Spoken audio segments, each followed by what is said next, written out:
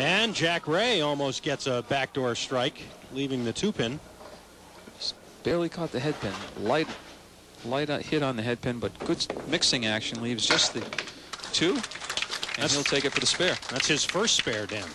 He had 2 strikes earlier, but that's his first spare.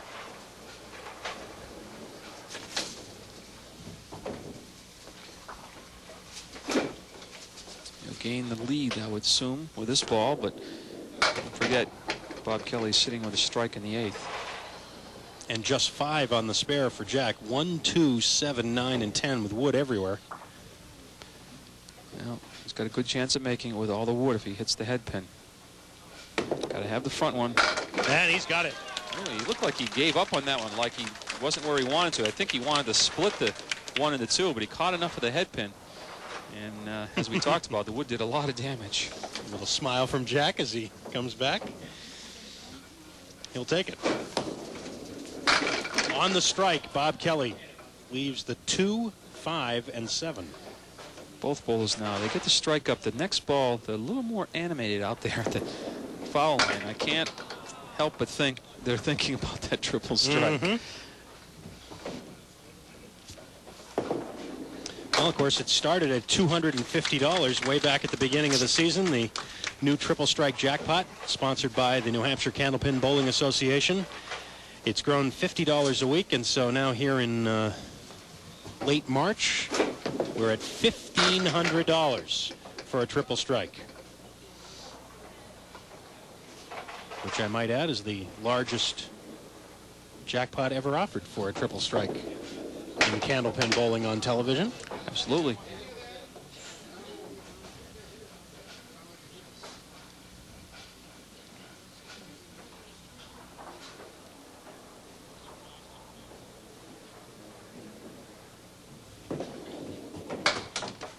Bob was hoping to clip the 5 and the wood. Instead, he got just the 5-pin for a 118 opening game. Jack Ray with a chance to better that. He's working on a spare.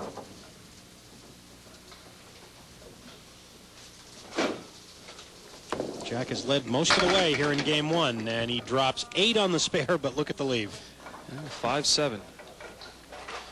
5-pin is a couple inches out in front of the 7, so it can be cut over. Like I said. We haven't seen that made in an awfully long time, though. Great shot by Jack Ray. Boy, he makes this look awful easy, but it is a difficult shot on the 5-7. Not much room for error there. 3 marks in a row by Jackie Ray. Comes back, wants the 10-pin out of there. He's going to have another cut shot in the 2-4-10. Well, after the last one, this one should be easy. Piece of cake, right? Yeah, put it down. Ooh, very nearly did.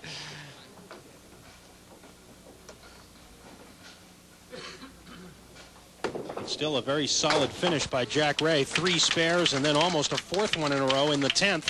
A 130 opener and a 12-pin lead for Jack Ray after 1 game. We'll be back on Candlepin Stars and Strikes. Details on our bonus ball contest coming up in a minute.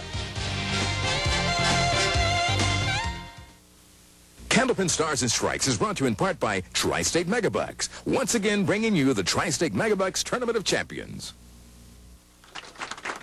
Coming up at the end of the hour, our bonus ball contest. $110 in the jackpot right now, but the only way you can win is if you send a postcard, a regular-sized postcard, remember, with your name, your address, and a number from 1 to 10. That number is the number of pins you think will drop on the bonus ball at the end of the hour. Mail your card into Park Place Lanes, Route 28, Windham, New Hampshire, 03087. If the number of pins that drop match the guess on your card, then you win the cash in the jackpot, and you and the bowler each win a brand new set of bowling balls from our friend Bob Perella at Paramount Industries in Medway, Massachusetts.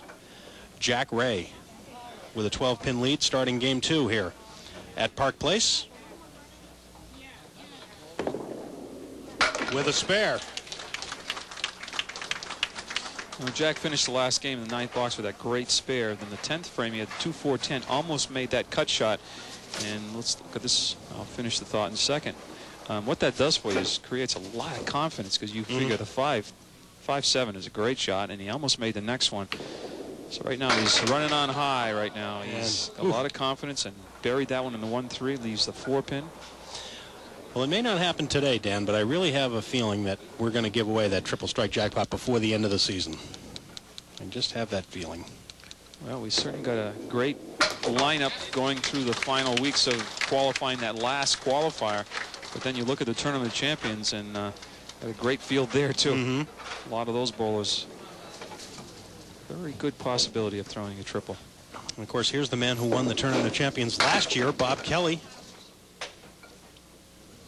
He's leading by 12, trailing by 12 pins after that first game. Trailing by 12, and then watch Jack Ray put up 2 marks.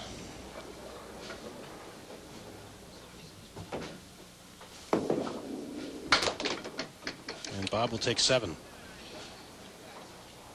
Same start he had the first game. Bob has 3 marks to this point, 2 spares and a strike. But has not really been finding the head pin as consistently as he would like. Easy for me to say. That's tough to do and tough to say, hitting the head pin. 6-pin just toppled on him. Let's see if the wood helps him out. Wow. No, might have had a bad break with that 6-pin toppling over. Instead of having the triangle, it left the 9-10 piece of wood. Didn't help him, and it's a 9. So again, a slow start for Bob in the second game. And just the opposite for Jack Ray. Spare 9 spare.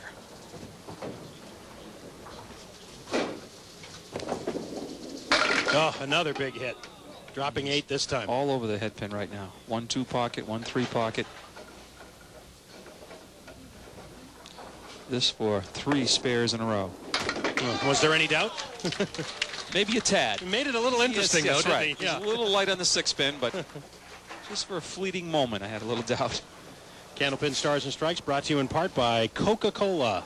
Always the real thing. Always Coca-Cola.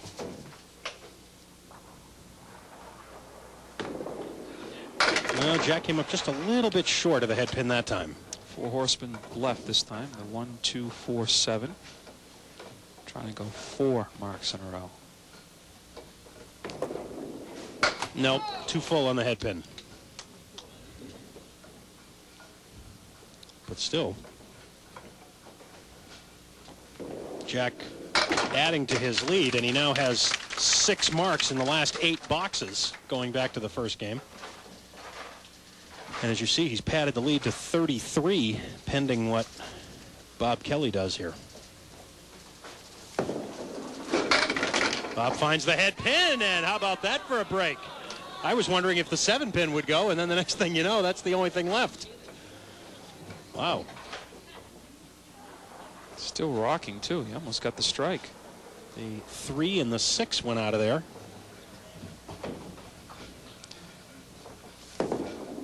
And Bob's got it for the spare. Much needed at this point. Lead had climbed to 39.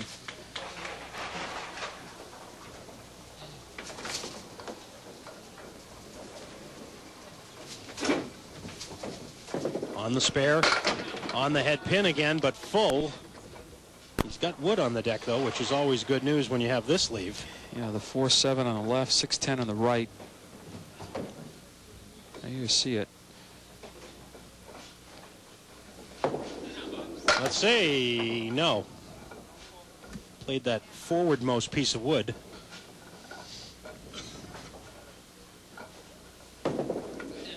And works it out for a 10. That brings us to a timeout. Jack Ray in the lead by 33. We'll be back on Candlepin Stars and Strikes.